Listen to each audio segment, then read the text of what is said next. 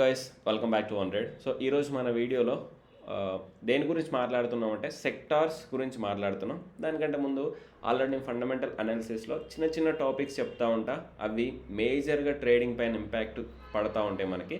బేసికల్గా ఇలాంటి టాపిక్స్ మీకు యూట్యూబ్ ఛానల్లో చాలా రేర్గా చెప్తూ ఉంటారు. ఎక్కువ స్టాక్స్ లేకపోతే న్యూస్ ఇలా ఎక్కువ చెప్తారు, కానీ మన ఇలా చిన్న చిన్న టాపిక్స్ ఎవరు కవర్ చేయరు. అందుకే సరే మనకు వ్యూస్ తక్కువ వచ్చినా పర్లేదు, మనం కొన్ని ఇంపార్టెంట్ టాపిక్స్ ఎవరైతే బిగినర్స్ వస్తూ ఉంటారో వాళ్ళకు కొంచెం బెనిఫిట్గా ఉండాలని మాత్రమే చూస్తాను. నాకేం వ్యూస్ రావాలి అని ఎక్కువ ఆలోచించాను. నేను నేర్చుకున్న 10 మంది అయినా బెటర్గా నేర్చుకుంటారని నా ఆలోచన.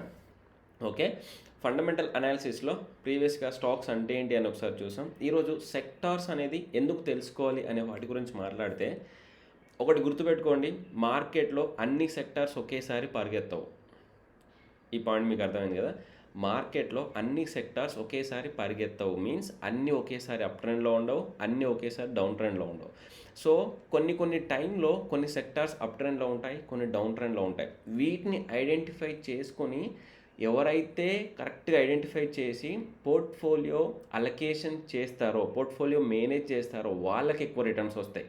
అంతేగాని నేను ఇలా ఒక స్టాక్ కొనేసా 10 ఏళ్ళు 15 సంవత్సరాలు వదిలేసా అంటే ఈ 10-15 సంవత్సరాలు ఇన్ఫ్లేషన్ ఎంత అవ్వాలి, సో ఒక ప్రైస్ వాల్యూ డాలర్ వాల్యూ ఎంత చేంజ్ అవ్వాలి అని అర్థమైంది కదా. 10-15 ఇయర్స్ లాంగ్ టర్మ్లో వదిలేసి అంత ప్రైస్ క్రియేట్ అయ్యే వరకు ఇన్ఫ్లేషన్ చేంజ్ అవుతూ ఉంటుంది. దానికంటే ముందు మనం సెక్టార్ వైజ్గా ఆ పోర్ట్ఫోలియోని అడ్జస్ట్మెంట్ చేసేసుకుంటే మీకు ఎక్కువ రిటర్న్స్ వస్తూ ఉంటాయి. కొన్ని స్టాక్స్ మల్టీబ్యాగర్ అవుతాయి, కానీ కొంచెం టైం పట్టవచ్చు. లాంగ్ టర్మ్లో ఏమైతే మళ్ళీ డౌన్ అయింది, మళ్ళీ పెరిగింది, మళ్ళీ డౌన్ అయింది, మళ్ళీ పెరిగింది, ఓవరాల్గా ఫైనల్గా వచ్చే రిటర్న్స్ అంతే అవుతాయి అన్నట్టు 10-20 ఇయర్స్కి అంత లాంగ్ టర్మ్లో. సో నేను ఎక్కువ ఏం చేస్తా అంటే ఇలా సెక్టార్ వైజ్గా షిఫ్ట్ చేస్తూ ఉంటాను నా పోర్ట్ఫోలియోని. సో అలా ఎక్కువ రిటర్న్స్ క్రియేట్ చేసేసుకుంటాం. So it's completely my opinion. So మీకు ఇంట్రెస్ట్ ఉంటే చేసుకోవచ్చు, లేకపోతే లేదు.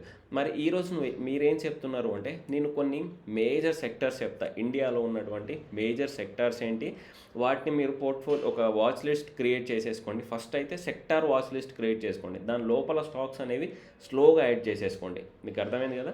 First sector watch list create చేసేసుకొని దాన్ని స్లోగా దా సెక్టార్ రిలేటెడ్ కంపెనీస్ ఏ ఉన్నాయి వాటిని ఎప్పుడెప్పుడు అబ్జర్వ్ చేయాలి, ప్రజెంట్ ఏ సెక్టార్ పెరుగుతుంది, ప్రజెంట్ ఏ సెక్టార్ డౌన్ అవుతుంది, ఎక్కడి నుంచి పోర్ట్ఫోలియో ఎట్ అడ్జస్ట్మెంట్ చేయాలి అనేది తర్వాత నేర్చుకోవాలి అన్నట్టు.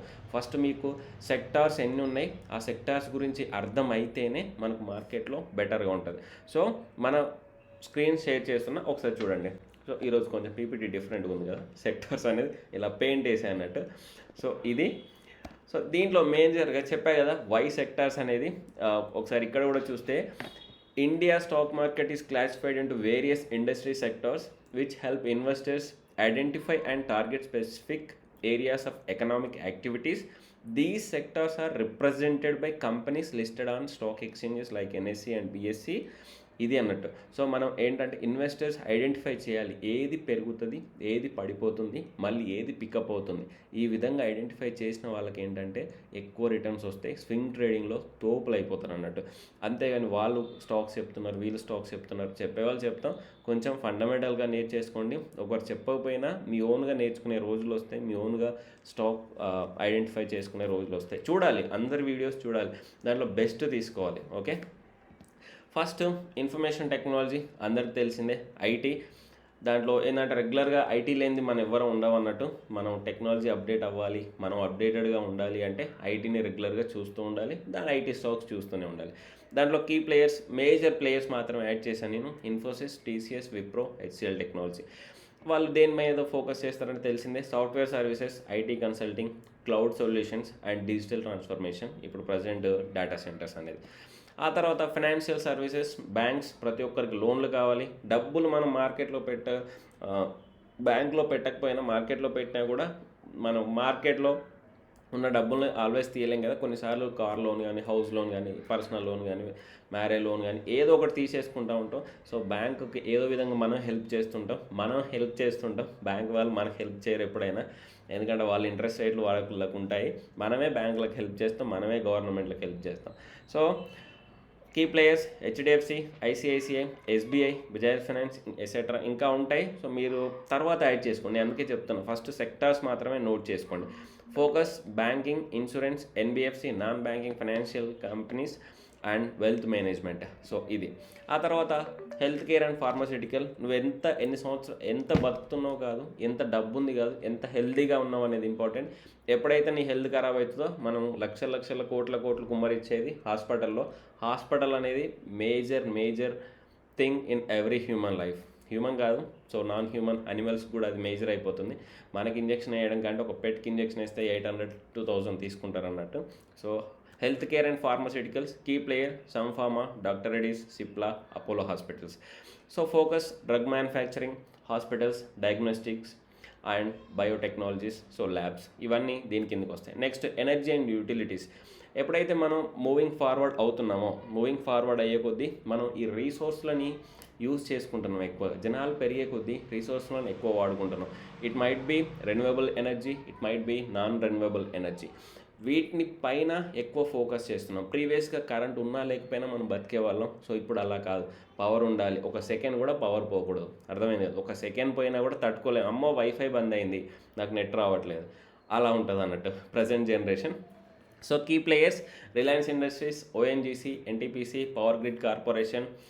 ఫోకస్ ఎక్కడ? Oil and gas, renewable energy, electric generation and transmission. So ఇది ఆబ్వియస్గా ఈ ఎనర్జీ అండ్ ఇది ఏంటంటే లాస్ట్ 2-3 ఇయర్స్ నుంచి గట్టిగా ఫోకస్ అయింది. ఆల్రెడీ మల్టీ బ్యాగర్ క్రియేట్ చేసింది అన్నట్టు. సో ఇలాంటి సెక్టార్ని ముందు ఐడెంటిఫై చేసేసుకోవడం.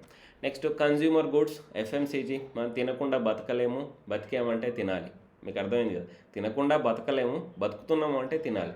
సో బేసికల్గా అందరూ ఏంటంటే చాలామంది బతకడం కోసం తింటున్నాం అంటాం, కానీ మనందరం తినడం కోసమే బతుకుతున్నాం అన్నట్టు. అంటే సంపాదిస్తున్నాం అంటేనే తినాలి. సో సంపాదనే తినడం కోసం అన్నట్టు. సో దాంట్లో వచ్చే sector consumer goods, FMCG. Key players Hindustan Unilevers, ITC, Nestle India, Dabur paste, ఇలా సంథింగ్ ఉంటాయి. Focus packed foods, beverages, personal care and household products. So ఇది ఒక sector. Next 6th one automobile. ఒక దగ్గర నుంచి ఒకప్పుడు ఇంకో ప్లేస్కి వెళ్దామంటే నడుచుకుంటూ వెళ్ళేవాళ్ళం, హెల్దీగా ఉండేవాళ్ళం. ఇప్పుడు ఏంటంటే ఇక్కడ నుంచి షాప్కి వెళ్ళాలన్న బైక్ వేసుకొని పోవాలి, ఇక్కడ నుంచి కొంచెం దూరం పోవాలన్న కార్ వేసుకొని పోవాలి, ఇంకొంచెం దూరం పోవాలంటే ప్లేన్ వేసుకొని పోవాలి. సో ఇలా ఉంటుంది అన్నట్టు. ఇది ఆటోమొబైల్ అన్నట్టు. ఎంతలా మారిపోతున్నాం అంటే మనకు కన్వీనియంట్గా ఉండాలి, ప్రతిదీ కన్వీనియంట్గా ఉండాలి, హెల్త్ ఇష్యూస్ తెచ్చుకోవాలి అన్నట్టు. సో కొంచెం వాక్ చేయండి, వాకబుల్గా డిస్టెన్స్లో నడుస్తూ వెళ్ళండి. ప్రతిదానికి బైక్, కార్స్ తీయొద్దు. పొల్యూషన్ కూడా కొంచెం కాపాడండి, మన అట్మాస్ఫియర్ని కూడా కాపాడండి పొల్యూషన్తో. నెక్స్ట్ పొల్యూషన్ తగ్గించి automobile key players Maruti Suzuki, Tata motors, Bajaj auto, Eicher Motors.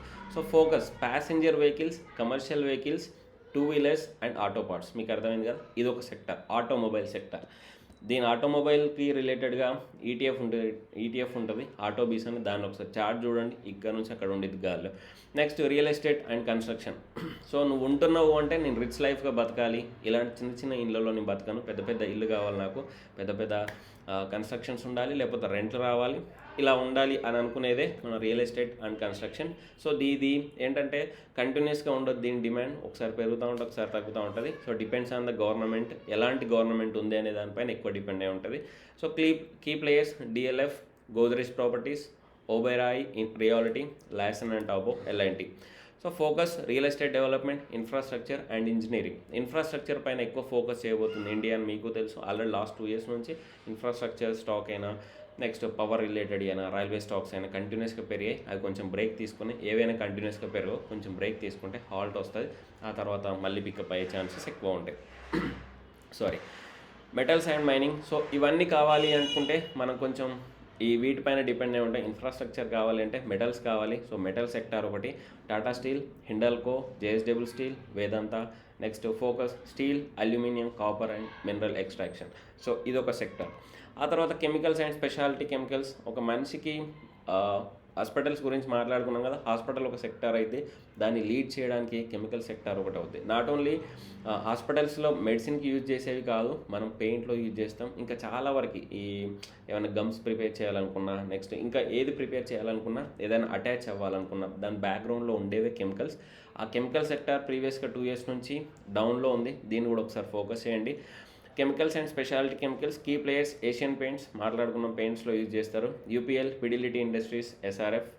ఆ తర్వాత focus industrial chemicals, agro chemicals and specialty chemicals. So pharmacy అయినా ఫార్మర్స్ కోసమైనా వచ్చే అన్ని ఐటమ్స్లో మనం వాడుకుంటూ ఉంటాం అగ్రికల్చర్కి. Next telecom. సో వీటన్నిటికి ఉన్నాయి, బాగానే ఉన్నాయి. రోజు మనం మాట్లాడుకోవడానికి టెలికామ్ అనేది చాలా ఇంపార్టెంట్. ఇక్కడ నుంచి అమ్మ వాళ్ళతో మాట్లాడుకోవాలన్నా, ఎవరితో మాట్లాడుకోవాలన్నా మనకు కావాల్సింది ఫస్ట్ టెలికామ్, ఒక సిగ్నల్ కావాలి. సిగ్నల్ కొద్దిసేపు డిస్టర్బెన్స్ అయిందా అంటే పచ్చి బూతులు వస్తూ ఉంటాయి, మనకి తిట్టడమే మొదలు పెడతాం. సో అలా ఉంటుంది అన్నట్టు. ఇది కూడా మన ఎవ్రీడే లైఫ్లో ఒక సెకండ్ కూడా మిస్ చేసుకోకూడదు అనే సెక్టార్ అన్నట్టు. So telecom key players Bharti Airtel, Reliance Jio via Reliance industries, Vodafone Idea. ఎప్పుడైనా ఒక్కరే మోనోపోలీగా ఉండకూడదు, అది గుర్తుపెట్టుకోండి. మన అందరం ఒకదాని నుంచి ఒకటి షిఫ్ట్ అయిపోతున్నాం, అందరం ఒకే దానికి వెళ్తున్నాం. రేపు పొద్దున అందరం ఒక ఎయిర్టెల్ కానీ, ఒక జియో కానీ, ఒక వడాఫోన్ కానీ చూస్ చేసుకుంటే వాళ్ళ డిమాండ్ ఎక్కువైపోతుంది. అప్పుడు వాళ్ళు ఇష్టం ఉన్న ప్రైజులు పెంచుతూ ఉంటారు. అందుకే competition is most important any industries. మన స్టాక్స్ కోసం చూసుకోకూడదు, ఎంటైర్ అందరి కోసం చూడాలి అంటే కొన్ని కాంపిటీటర్గా ఉండాలి అన్నట్టు. సో అది అలా ఉంటేనే మనకు కొంచెం ప్రైజెస్ నామినల్గా ఉంటాయి, లేకపోతే మొనోపోలీ అయిపోతూ ఉంటుంది. Focus wireless communication, internet services and broadband services. Next retail and ecommerce. So పొద్దున్న లేసామంటే సాయంత్రం వరకు ఆర్డర్ పెడతానే ఉంటాం ఏదో ఒకటి. ఒకప్పుడు బయటికి వెళ్ళి తెచ్చుకునే వాళ్ళం, నో ఇప్పుడు ఇంటికే రావాలి, డోర్ బెల్ కొట్టాలి. సో నేను పైన ఉన్నా అంటే లేదు పైకే వచ్చి కిందికి రమ్మన్నా కూడా నేను కిందికి రాను, మీరే పైకి రావాలి. నేను ఆర్డర్ పెట్టే కదా, సెకండ్ ఫ్లోర్ థర్డ్ ఫ్లోర్ అనుకోండి, నేను అక్కడికే పెట్టే మీరు అక్కడికే రావాలి. సో ఎలా ఉండిద్ది ఇది retail and ecommerce. Key players Avenue super markets, DMart, Trent, Aditya Birla fashion. So online ecommerce గురించి తెలుసు మీకు. Focus super markets, fashion retail and ecommerce. Next hospitality and tourism. So ఎప్పుడైతే మనకు కరోనా దెబ్బ కొట్టిపోయిన తర్వాత అందరు ఏంటంటే ఎంజాయ్మెంట్కి అలవాటు పడ్డారు. ప్లేసెస్ తిరగాలి, మంచి ఫుడ్ తినాలి, తిన్న రోజులు హ్యాపీగా ఉండాలి, బతికిన రోజులు బిందాస్గా బతకాలి. సో ప్రజెంట్ జరుగుతుంది అదే. అందుకే లాస్ట్ 2-3 ఇయర్స్ నుంచి కరోనా అయిపోయినప్పటి నుండి టూరిజంకి మంచి డిమాండ్ పెరిగింది. ఎక్కడ పడితే అక్కడ టూరిజం ఒక చిన్న ప్లేస్ చేస్తున్నారు, దాన్ని టూరిజం అని టికెట్స్ పెడుతున్నారు అన్నట్టు. అంతే ప్రజెంట్ జరుగుతుంది అన్నట్టు. ఒక 100-200 టికెట్ పెడుతున్నారు, జనాలు కుప్పలు వెళ్తూ ఉన్నారు. ఒకటే ఫిక్స్ అయిపోయారు, ఉంటే ఉంటాం, పోతాం.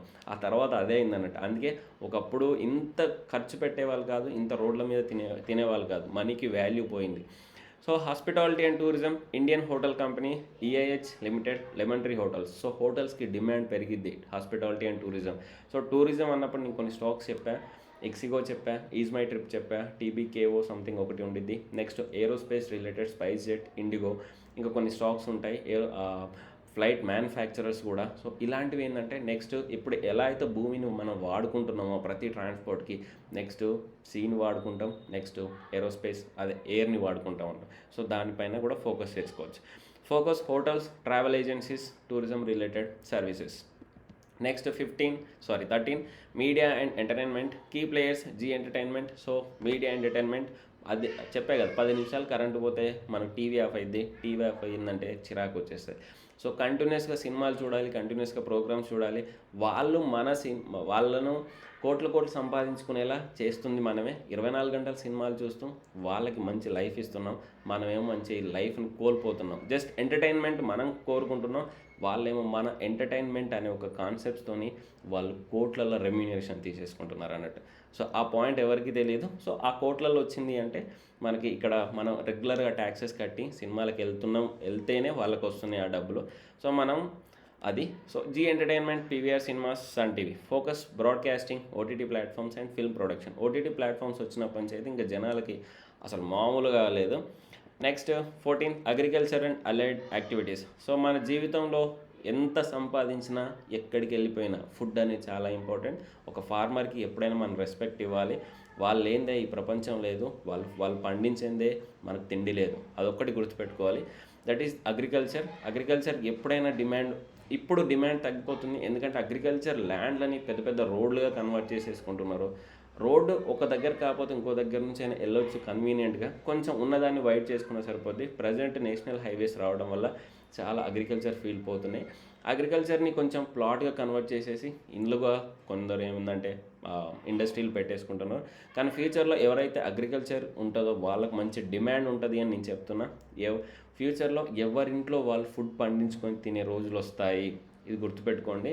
నాకు ఫుడ్ నేనే పండించుకొని తింటా, నేను ఎవరికి అమ్మను. 1 ఎకరం ల్యాండ్ ఉందా, నువ్వే రాజువు, హ్యాపీగా హెల్దీ ఫుడ్ ప్రిపేర్ చేసుకుంటావు, ఇంట్లోనే పండించేసుకుంటూ తింటావు. ఇది ఫ్యూచర్లో మంచిగా ఉంటుంది. సో దీంట్లో key players UPL, Bayer crop science, Coromandel international. Okay, focus agrochemicals, fertilizers and food processing. ఇంకా చాలా ఉంటాయి దీంట్లో, దీపక్ ఫెర్టిలైజర్ సంథింగ్ ఏదో స్టాక్స్ ఉంటాయి. నెక్స్ట్ ఫైనల్గా లాజిస్టిక్స్ అండ్ ట్రాన్స్పోర్టేషన్. ఎవరైతే ఈ కామర్స్ వాళ్ళు ఉంటారో, లేకపోతే ఇలా ట్రాన్స్పోర్ట్ చేయాలనుకున్న, ఇప్పుడు ఒక ఐటమ్ ఒక దగ్గర నుంచి ఒక దగ్గరికి తీసుకెళ్ళాలి అంటే మనం తీసుకెళ్ళలేం. ఈవెన్ మన బైక్స్ అయినా ఇక్కడి నుంచి ఇంటికి వెళ్ళాలన్నా, ఇక్కడి నుంచి వేరే స్టేట్కి వెళ్ళాలి అయినా, ఇలానే బ్లూ డాట్ మనకు అక్కడ నుంచి కొరియర్ తీసుకురావాలన్నా కొందరు ట్రాన్స్పోర్టేషన్ అండ్ లాజిస్టిక్స్ ఉంటారు, వాళ్ళకు కూడా ఫ్యూచర్లో డిమాండ్ ఉంటుంది ఎక్కువగా. అది మీరు అర్థం చేసుకోవాలి. కీ ప్లేయర్స్ బ్లూ డాట్, Gati, container corporation of India, focus shipping, warehousing and supply and chain management. So let's do it. మంచి ఒక వెల్త్ క్రియేట్ చేసేసుకోండి. ఇది నా వీడియో. ఎందుకంటే సెక్టార్ మీద ఐడియా ఉండాలి అని నేను ఇది చేశా. బోర్ కొడితే సారీ. కానీ ఇది తెలవాలి. ఇది తెలిస్తేనే మనకేంటంటే ఎప్పుడు ఏ స్టాక్ మూవ్ అవుతుంది, ఎప్పుడు ఏ సెక్టార్ లీడ్లోకి వస్తుంది అనే విధంగా నేను ఆలోచించాను. బేసికల్గా కొంచెం నేర్చుకున్నా పర్లేదు అని చెప్తా ఉంటా. నేను అంత కమర్షియల్గా వీడియోలు చేయను, కొంచెం ఇంపార్టెంట్ వీడియోస్ మాత్రమే చేస్తాను. Thank you. జై హింద్.